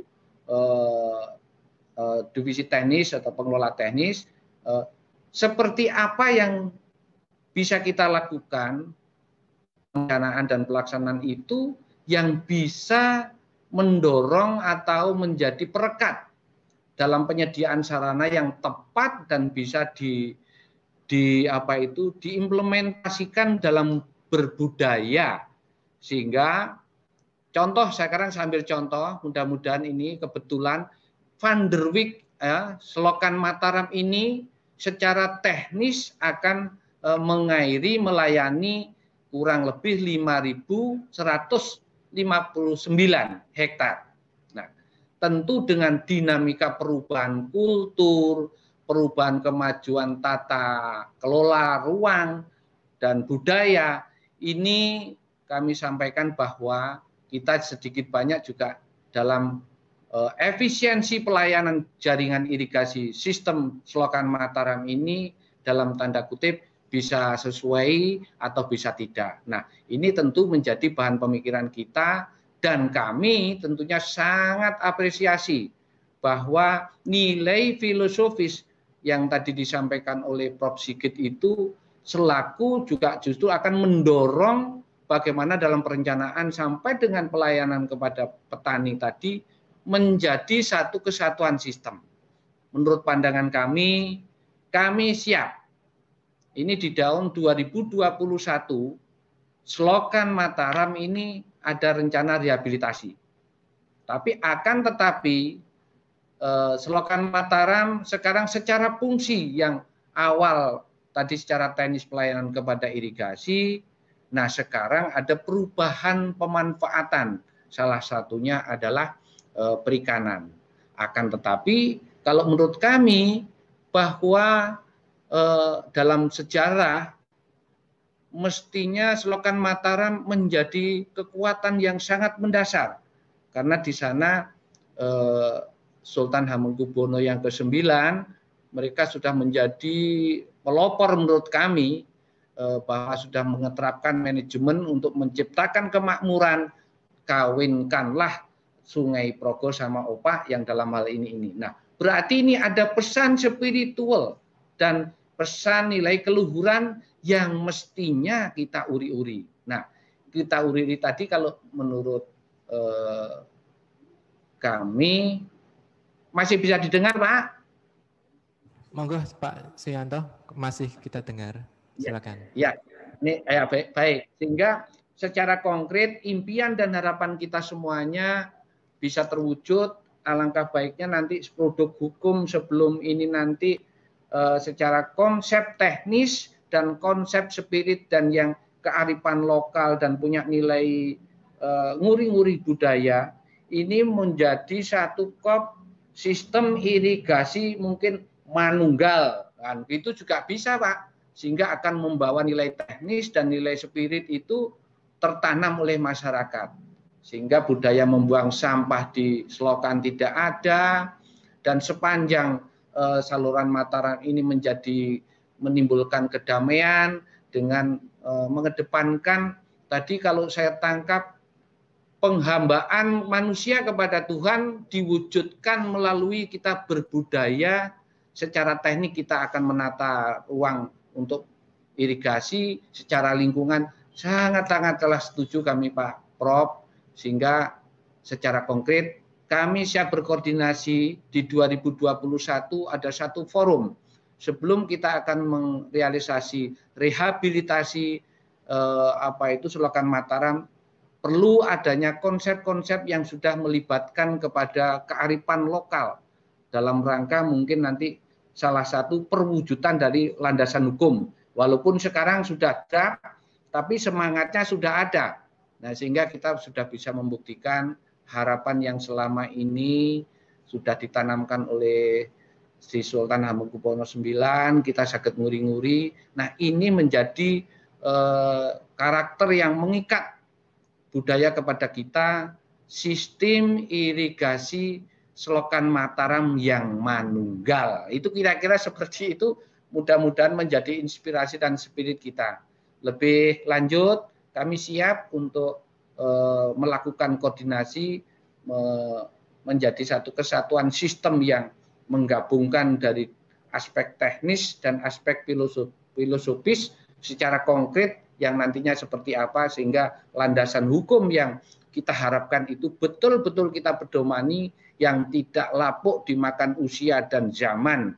Kira-kira sudah dengan lahirnya Selokan Mataram, itulah lahirnya harapan Ngaso dalam yang ke-9, dan tidak akan lapuk sepanjang selama Mataram ini menjadi keistimewaan. Itu menurut kami Bapak, mudah-mudahan ini bisa menambah informasi dan konsep-konsep yang real. Kebetulan BWSSO 2021 ada program untuk rehabilitasi Selokan Mataram. Tentunya kami berharap ada koreksi, ada masukan, agar paling tidak di 2021 sudah mulai ada langkah awal atau langkah fondamen yang betul-betul bisa menjadi sistem pengelolaan irigasi yang mengandung keistimewaan. Demikian, matur nuwun, kurang lebihnya mohon maaf Bapak, Pak Prof, dan Bu Nita, dan Bapak-Bapak semuanya. Terima kasih. Matur nuwun Pak Suryanto dari BBWSSO, Bapak Ibu sekalian. Pak BBWSSO, Suyanto, Pak. Iya. Pak Suyanto nggih. Nggih. Nggih, Pak Suyanto. Nggih. Beliau mewakili Pak Kepala Balai BBWSSO. Nah, Bapak Ibu sekalian, seperti yang sama-sama kita ketahui di daerah administrasi DIY ada beberapa daerah kewenangan pengelolaan irigasi, yaitu di salah satunya adalah di daerah irigasi Mataram dan Kalibawang, juga di Tempur yang relatif kecil nih Pak. Nah, yang ingin ya bisa kami tangkap substansi materinya bahwasanya mungkin ini untuk kedua pembicara ya. Yang pertama bahwasanya implementasi dari nilai-nilai luhur budaya yang sebagai manusia DIY ke dalam pengelolaan irigasi itu seperti apa gitu nggih. Apakah sudah dimasukkan materi ini, substansi ini masuk ke dalam materi-materi di Raperda maupun Rapergub. Kalau di Rapergub saya kira sudah menemukan nilai-nilai luhur manusia di DIY yang akan bisa menunjang pengelolaan irigasi di DIY ya Pak. Sebenarnya seperti itu. Kemudian bahwasanya di DIY kalau saya boleh menggunakan istilah artefak, salah satu artefak warisan budaya yaitu selokan Mataram yang punya nilai sejarah, ketika walaupun pengelolaannya ada di pemerintah pusat melalui BBWSSO, pengelolaan irigasinya, namun tetap mempunyai ciri kebudayaan dalam pengelolaannya ya. Nah ini yang kemudian mungkin ini sebagai satu pertanyaan kepada Bu Tania, ciri-ciri lokal tentang pengelolaan yang bisa mengadopsi nilai-nilai luhur itu salah satunya di artefak-artefak tentang peninggalan kerajaan ya, peninggalan warisan nenek moyang kita, apakah kemudian punya tempat atau punya substansi materi yang sudah dimasukkan ke dalamnya. Di sesi ini satu kami simpan dulu sebelum ditanggapi oleh pembicara. Kami berikan kesempatan yang kedua, Bapak Ibu sekalian, untuk bisa memberikan aspirasinya atau memasukkannya. Kami persilakan Bapak Ibu sekalian. Ada panitia? Ada yang raise hand?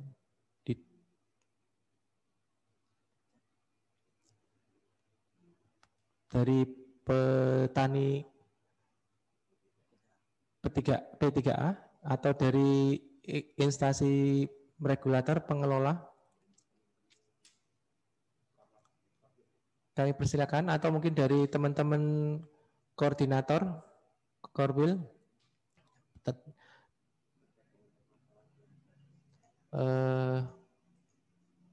Monggo Bapak Ibu sekalian bisa memberikan sebuah masukan terkait permasalahan yang kemudian bisa ditangkap substansinya oleh tenaga ahli penyusun Raperda maupun Rapergub ya. Menten-menten? Oke, sambil berjalan diskusinya kami close sesi diskusi yang pertama ini. Mungkin kembali ke Bu Tania terlebih dahulu, bisa menanggapi mungkin seperti yang kami sampaikan tadi, meresume dari tanggapan dari Pak Suyanto dari BBWSSO. Monggo Bu Tania, kami. Oke Bapak, mungkin yang artefak itu kami belum memasukkannya Pak belum memasukkannya dalam pertimbangan di naskah akademik.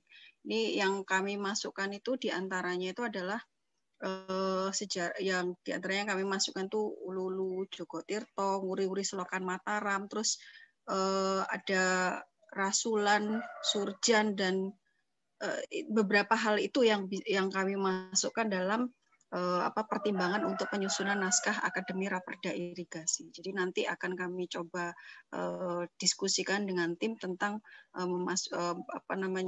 yang tadi disampaikan oleh Pak Yanto. Mungkin dari saya itu dulu, Pak.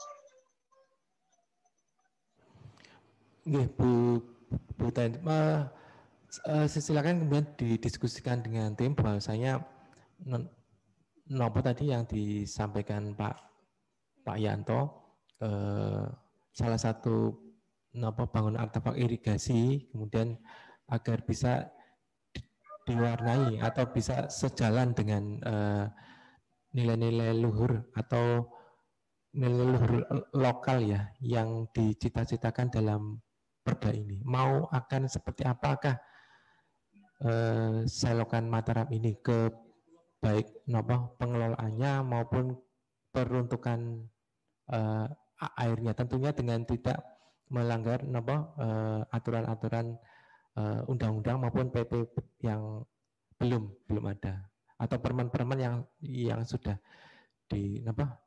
masih berlaku tentang pengelolaan irigasi. Pada intinya poin ini bisa dimasukkan Bu Tania, dua objek peninggalan yang punya nilai sejarah ya. Jadi ada dua yang punya dampak besar, yaitu selokan Mataram dan saluran Kalibawang. Ya. Kalibawang. Pada intinya masih punya kans untuk bisa dimasukkan sebagai ciri khas lokal atau seperti apa, Bu Tania? Ya, masih bisa. Ini kan kami masih dalam proses, Pak. Makanya kami butuh tambahan masukan. Ini kebetulan tim saya yang dari hukum ini kebetulan tidak bisa. Jadi saya agak kesulitan, ini sedang mencari yang poin yang tentang artefak, dan ternyata ya seingat saya belum dimasukkan dalam dalam naskah yang sedang kami kerjakan. Nanti kami akan coba diskusikan, Pak, bagaimana supaya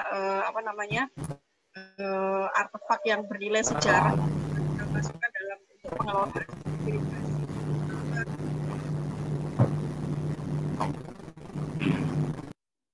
Nggih, matur nuwun Bu Tania. Ini karena DI Kalibawang dan DI Mataram punya luasan yang cukup besar hingga punya dampak terhadap produktivitas pertanian di Yogyakarta. Walaupun pengelolaan irigasinya ada di pusat, tapi kemudian ini bisa sesuai dengan arah kebijakan di daerah. Seperti itu. Kemudian kepada Profesor Sigit, saya Pak Sigit memberikan tanggapannya terkait yang sudah disampaikan Pak Susuyanto, yang saya tangkap bahwasanya nilai-nilai luhur karakter manusia Jogja itu mengimplementasikannya ke dalam budaya pengelolaannya itu seperti apa, walaupun lingkup Prapergub ini hanya kepada kelembagaannya saja Pak Sigit. Apakah ini kemudian bisa diakomodir beberapa rumusan terkait perilaku atau budaya pengelolanya maupun masyarakatnya, masyarakat pengguna maupun yang berdampingan dengan saluran irigasi ini. Monggo Pak Sigit.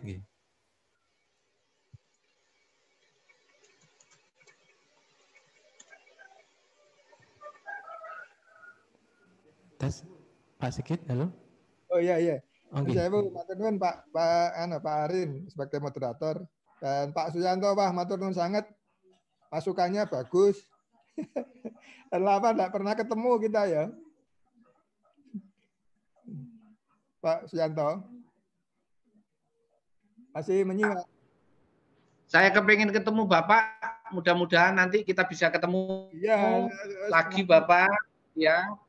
Ya, banyak yang perlu kami sampaikan Pak. Nah, ini begini Pak Suyanto.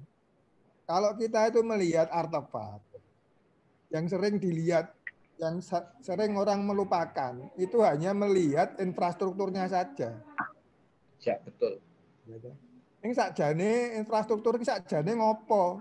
Nah, itulah yang sebetulnya sebetulnya bahwa nenek moyang kita termasuk Kerso Dalem 9, Kerso Dalem nomor 9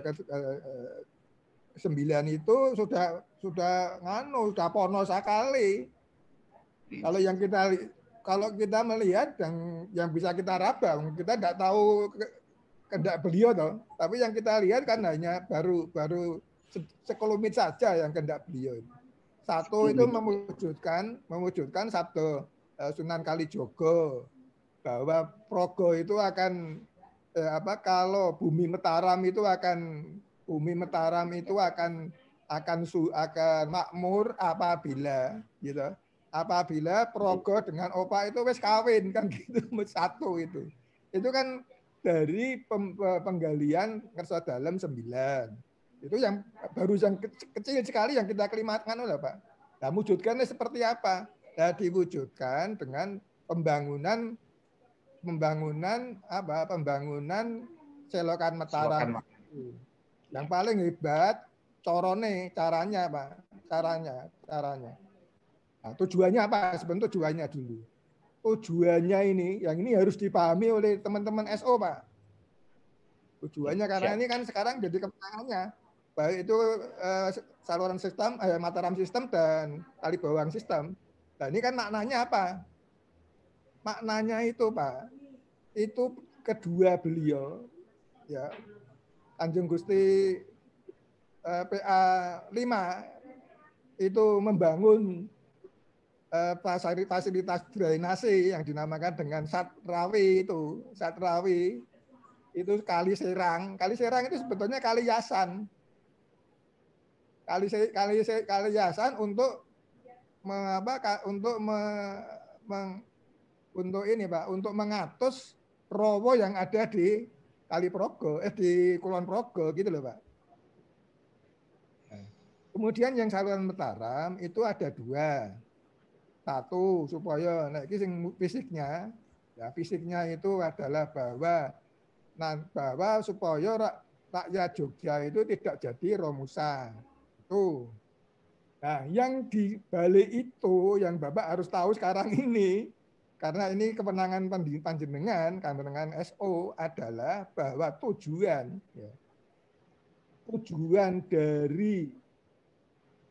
dari pembangunan baik itu saluran Mataram yang sekarang dinamakan dengan Mataram sistem tadi itu, sebagian masuk ke dalam kewenangannya pusat, sebagian lagi ada yang kewenangannya provinsi, sebagian lagi ada yang kewenangannya kabupaten. Nah, tadi saya sampaikan bahwa dasarnya Segoro Kidul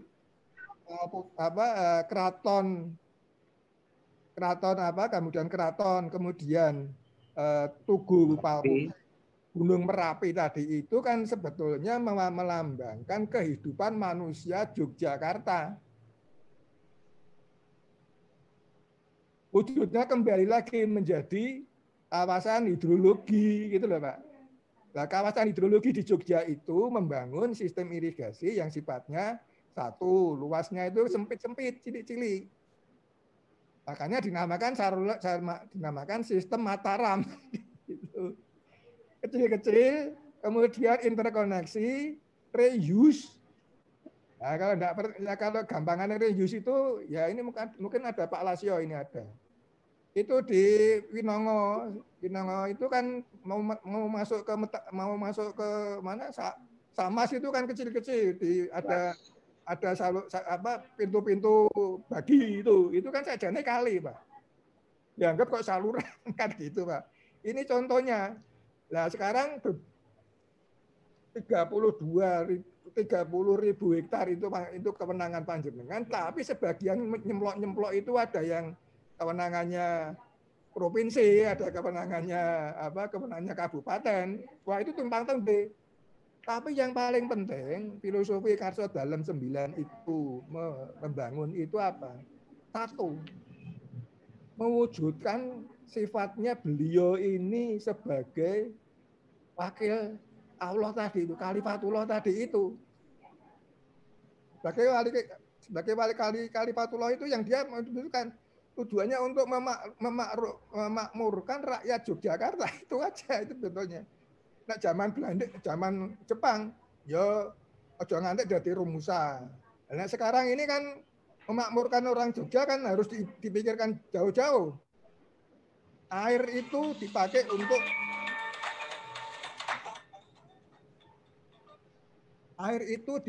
untuk apa? Air itu dipakai untuk mewujudkan kemakmuran rakyat Yogyakarta. Meskipun kewenangannya beda-beda,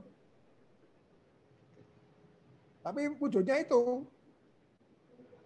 Nah, sekarang kan saluran Mataram itu kan wes kalau saya kemarin liwat itu kan wes jaruan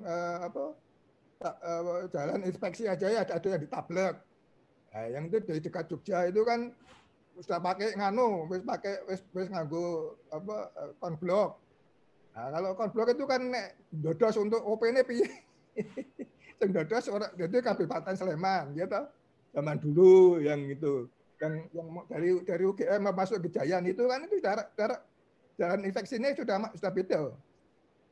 Sekarang masuk jadi sudah. Nah, tetapi harusnya masing-masing pemerintah kabupaten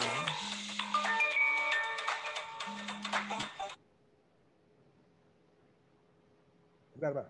Halo. Jadi itu yang harus dipikirkan. Jadi nanti Bapak itu kalau nanti mau melakukan suatu rehabilitasi atau mau pengelolaan itu yang kudu rungokke omongane teman-teman provinsi, kota. Kota ini malah sekarang ini kan bagian besar airnya dipakai untuk hotel. Air tanahnya jadi piye? Perbesarnya jadi piye? Gelontorannya terus piye? Ini kan harus dipikirkan, Pak. Jangan sampai nanti hotelnya tumbuh, masyarakat yang lainnya protes. Nah, itu ada istilah Jogja ora didol. Ya toh, Pak. Nah, ini yang harus digali bersama-sama. Karena Bapak merehabilitasi itu yang kena itu seluruhnya, Pak. Masyarakat Jogja, meskipun kemenangannya beda-beda loh, Pak. Kemenangannya ada yang kemenangannya kabupaten, ada kemenangannya provinsi, beda-beda. Tapi intinya kan dari saluran Mataram. Nah, itu nanti nilai airnya nilai air itu per penggal itu sudah beda-beda. Mulai dari Panderwijk turun, ya toh, yang tadi Bapak ndika 5.000 hektar, turun lagi Ngetan, airnya sudah masuk ke mana? Masuk ke daerah Minggir.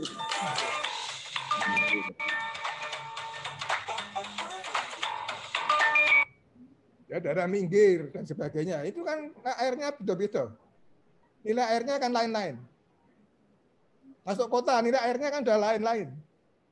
Dihitung rupiah loh ya. Kan lain-lain. Nah, sekarang untuk mewujudkan keinginan Ngarso Dalem 9 itu seperti apa supaya orang tak Jogja itu bisa menikmati kemakmuran bersama. Ini kan tidak mudah, Pak. Gitu, Pak. Nah, bisa saya nanggapi, Pak? Bisa mungkin ini? Silakan. Baik, Pak. Justru kami tadi dengan mendapatkan penjelasan dari Bu Nikita sama Bapak Prof menggugah kami. Apalagi tujuannya ini akan membuat satu produk hukum. Nah, bagaimana dalam lintas produk hukum pusat sama provinsi atau kabupaten ini dijiwai oleh semangat bahwa dalam perencanaan jaringan irigasi yang berbasis terhadap budaya itu menjadi ruh kalau menurut saya. Nah, jadi menjadi semangat kita bersama. Sehingga secara terbuka kami tentu dalam pengelolaan kemarin masih belum secara keseluruhan optimal, baik itu secara sistemnya, dan karena dinamika perlu adanya produk hukum yang nanti bahwa walaupun kewenangannya pusat akan tetapi berada di Yogyakarta, dan tentunya tadi yang terurai dengan irigasi yang kecil, tetapi itu kalau menjadi semangat yang sama dan landasan hukum tadi bisa kita pedomani, ini harapan kami Pak Sigit. Sehingga sebagai contoh ya sesuk ojo ngguang sampah satu. Secara konstruksi kalau dalam pemeliharaannya nanti akan terganggu, berarti perlu ada desain mungkin yang tertutup itu akan dibuka. Nah, sepanjang badan irigasi itu menjadi inisiasi kita untuk menata kembali, sehingga apa yang menjadi harapan kita dan kondisi saat ini sama-sama kita secara terbuka dan bersama-sama terintegrasi untuk nguri-nguri saluran Mataram ini punya nilai sejarah yang punya berharapan menciptakan kemakmuran bumi Mataram. Nah, ini tentunya siapa saja yang masyarakat, terus termasuk BBS dan mungkin dinas-dinas yang terkait, jangan sampai dalam pentahapan perencanaan itu tentunya harus bersama. Nah, kami sangat terbuka, nanti tentunya ini malah menjadi titik awal bagaimana selokan Mataram ini rehab besok itu mana yang pentahapannya yang sudah masuk di dalam ranah budaya dan ruas yang perlu ditata yang tidak mencerminkan pertama budaya, contohnya tadi membuang sampah, terus yang berikut ada selokan yang ditutup, berarti ada produk hukum yang kawasan yang aman terhadap jaringan irigasi ini menciptakan sistem jaringan irigasi yang teknis, yang arif lingkungan, dan tentunya pelayanan ketersediaan air yang memang sudah direncanakan itu bisa dimanfaatkan sesuai fungsi utama ataupun nanti ada fungsi-fungsi yang lain. Ini butuh diskusi. Tadi saya kepingin ketemu Pak Prof itu karena ini masih panjang Pak. Tapi kebetulan Balai ini punya program 2021 sehingga sasarannya jangan sampai hanya nanti sepanjang aja disebar, jangan. Tadi pentahapan yang betul-betul paling tidak sudah mewujudkan konsep dasar yang nanti betul-betul irigasi yang cikal bakalnya berbudaya, terikat oleh budaya, sehingga semuanya orang merasa memiliki, mempunyai nilai sejarah, nilai spirit. Buang sampah saja sudah tidak mau. Di depannya salurannya itu ditata, dipelihara. Rasanya itu bisa kita jadikan titik awal untuk gerakan itu, Pak. Padahal yang punya nilai sejarah banyak, Pak. Kami Joro dan kami juga sudah itu tidak hanya irigasi, sungai pun saya sudah mulai itu. Kenapa kearifan lokal ini menjadi modal besar kita, Pak? Ternyata kalau saya pahami. Jadi tadi Bapak Su itu ini perlu disosialisasikan, Pak Prof. Jadi kita perlu ngelitih neng sungai, ngelitih neng irigasi sama masyarakat untuk berpikir kembali bukan hanya aspek teknis. Karena sosial, kultur, budaya, nilai-nilai luhur itu menjadi modal besar untuk pembangunan sampai dengan pemanfaatan. Bahkan ada nilai yang lain. Begitu Prof, saya siap Prof. Jadi akan konkret besok detailnya apa yang 2001 kami juga koordinasi dengan dinas apa-apa saja. Untuk pemetaan pentahapan yang minimal bisa menjadi pentahapan langkah awal yang bisa mengakomodir nilai teknis aspek kultur yang mengikat. Menjadi keistimewaan sistem yang ada di daerah kita, Pak. Demikian, Bapak. Matur Pak Yanto. Halo. Matur nuwun Pak Sigit, Pak Suyanto, ini dua pakar yang kemudian dalam diskusinya di forum ini malah kemudian memberi wawasannya lebih nggih pada kita semua. Nih, salah satunya mungkin ada informasi, ada kegiatan rehabilitasi saluran Mataram yang tadi disinggung oleh dalam diskusi punya dampak yang pengaruh terhadap kemakmuran masyarakat Jogja yang cukup luas, sehingga kalau boleh kami tarik kata kunci koordinasi nggih Pak Yanto nggih antara pengelola dari pusat, kemudian provinsi, kabupaten di Sleman, kota Jogja maupun Bantul nggih.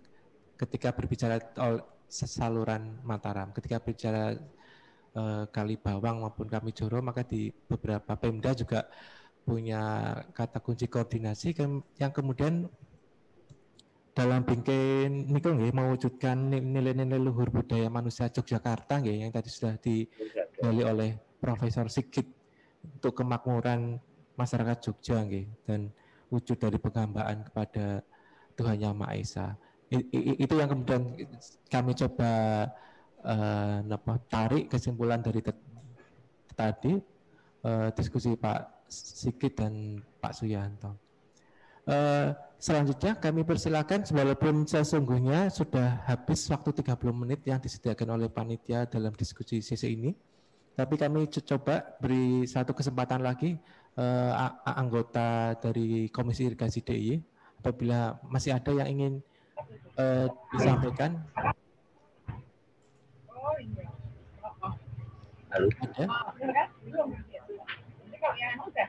Pak Purwanto. Ya, terima kasih Bapak.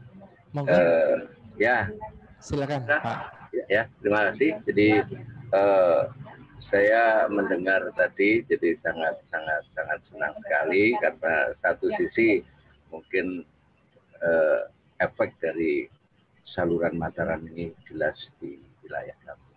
Artinya ini perlu diuri-uri, perlu dirawat.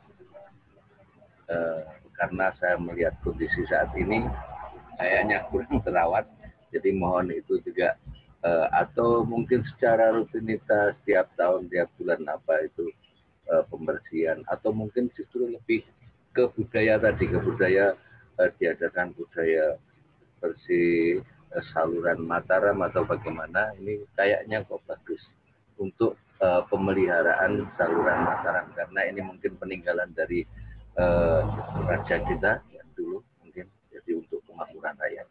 Mungkin itu aja. Jadi karena saya sangat sepakat ketika efek Mataram jelas di kita. Terima kasih. Assalamualaikum warahmatullahi wabarakatuh. Mantunun Pak Purwanto, yang kami tangkap ini aspirasi penerimaan yang cukup positif ya dari bapak-bapak P3A di wilayah Sleman Barat ya. Agar bisa juga ditangkap oleh kami para pengelola irigasi baik di pusat, Pak Yanto juga bisa ditangkap aspirasi ini ya. Selanjutnya ada lagi Bapak Ibu sekalian yang ingin disampaikan?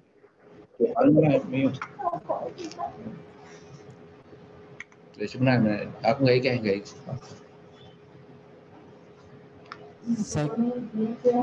ada yang raise hand lagi, Bapak Ibu sekalian?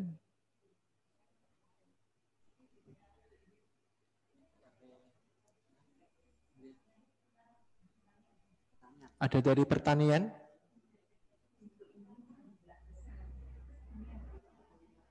Silakan menggunakan fasilitas raise hand agar kami bisa tahu bahwa saya ingin menyampaikan sesuatu.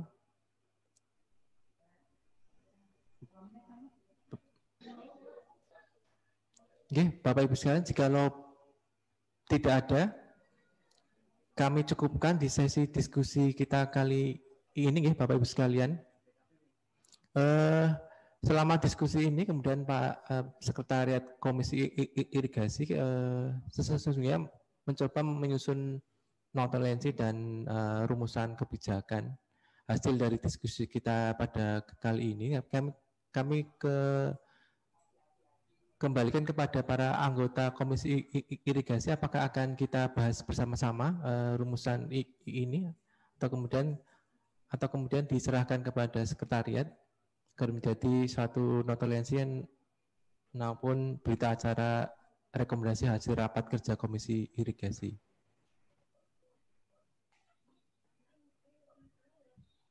Ada yang ingin memberikan pendapat, masukan? Atau kalau tidak ada, sekretariat sudah punya rumusannya? Kami bacakan, Bapak Ibu sekalian, hasil rumusan rekomendasi yang bisa kami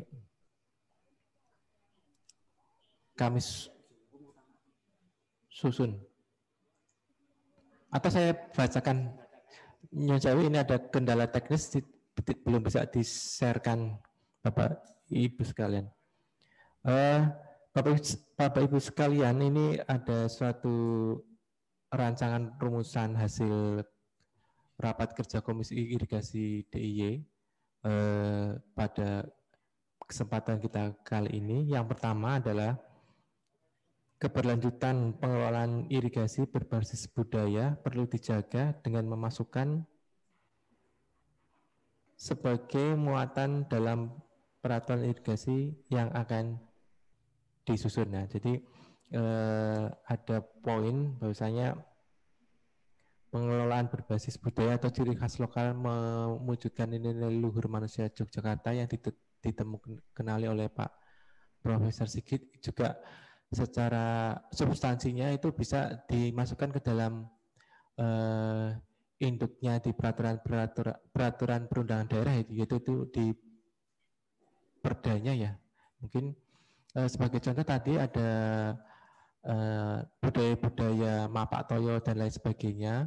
Tapi kemudian ada juga artefak-artefak peninggalan budaya. Kemudian nilai-nilai luhur yang ingin dicapai oleh masyarakat DIY terkait kemakmuran DIY dalam hal ketahanan panganan, khususnya yang irigasi, ataupun kemudian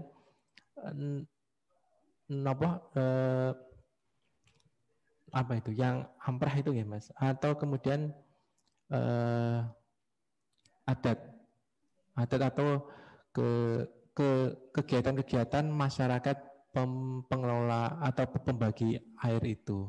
Nah, ini poin penting kepada tambahan kepada rancangan peraturan daerah gitu. Juga saya kurang tahu, mungkin mestinya ada satu substansi koordinatif antara pengelola irigasi di DIY ya, antara pusat dan daerah. Saya kira itu secara teknis sudah masuk, tapi ciri-ciri lokalnya budaya itu silakan kepada Bu Tania agar bisa. Yang kedua, rumusan yang kedua adalah memasukkan nilai-nilai luhur budaya masyarakat ke dalam peraturan irigasi DIY. Yang ini sama substansinya yang pertama. Pada intinya seperti itu, Bapak Ibu sekalian, nanti kita edit redaksionalnya.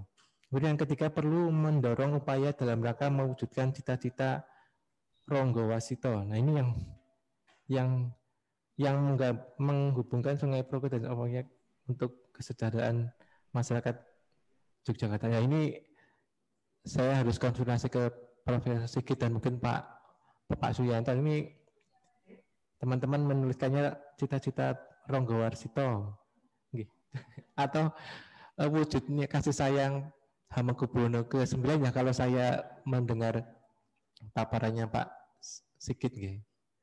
Kemudian yang keempat, peraturan perundangan yang baru yang berbasis budaya dapat membuka komunikasi semua pihak untuk bersama-sama mengatasi permasalahan pengelolaan irigasi yang ada. Ini kata kuncinya adalah tadi koordinasi lagi antara para pengelola, para regulator di Yogyakarta. Nah, demikian Bapak Ibu sekalian, ini sudah bisa di-share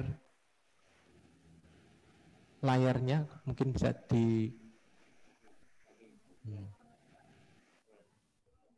empat ini yang kemudian redaksionalnya bisa kami editing lagi Bapak Ibu sekalian. Pada intinya pengelolaan irigasi DIY yang kemudian akan dituangkan dalam perundangan normatif melalui perda maupun pergub keistimewaan itu cita-citanya untuk mewujudkan kemakmuran masyarakat DIY pada umumnya, tapi kemudian khususnya pada lingkup keirigasian.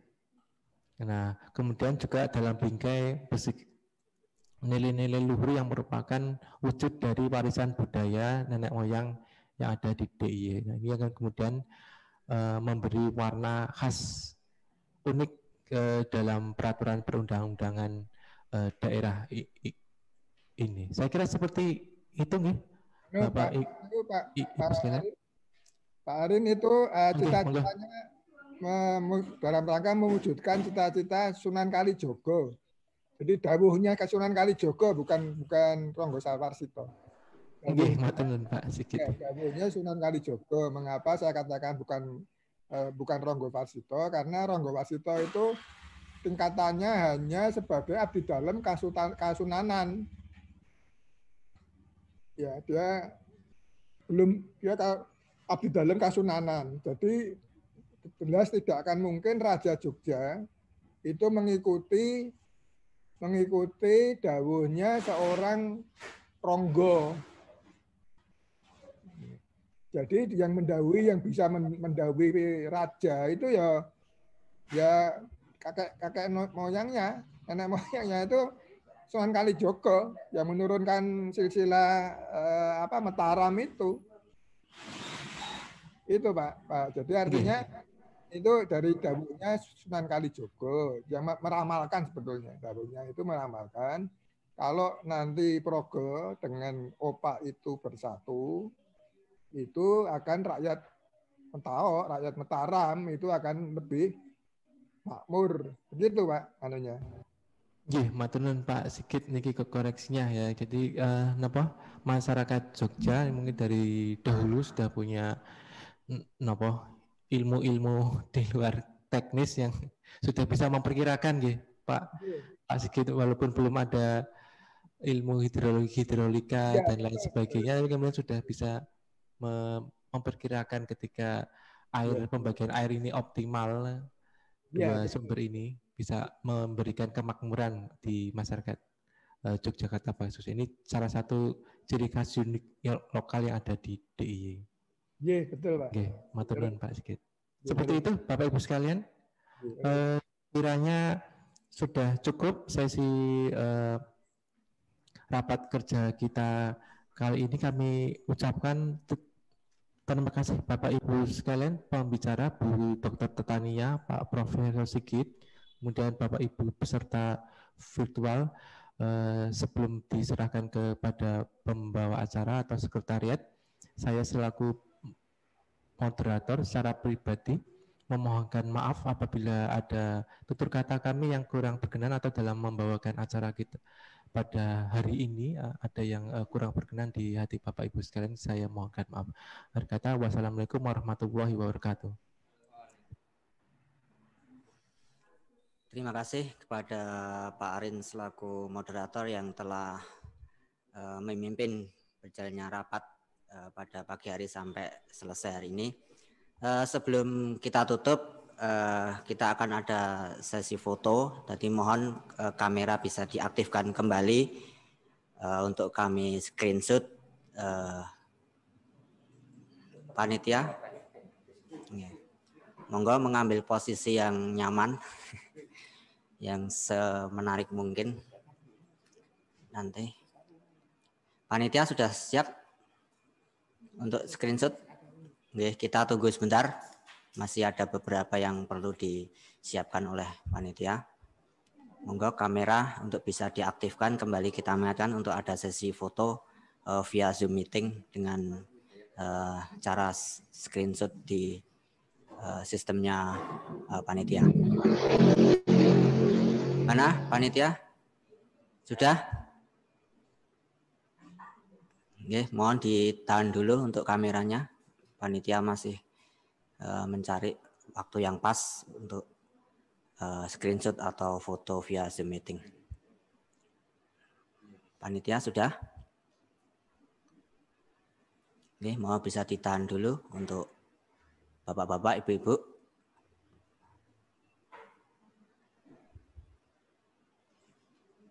Oke, panitia masih berlangsung proses untuk screenshot peserta.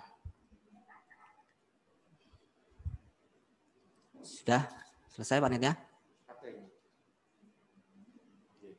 Sudah ya? Oke, sudah selesai untuk sesi foto, monggo bisa dinonaktifkan kembali untuk kamera. Demikian acara rapat kerja kali ini.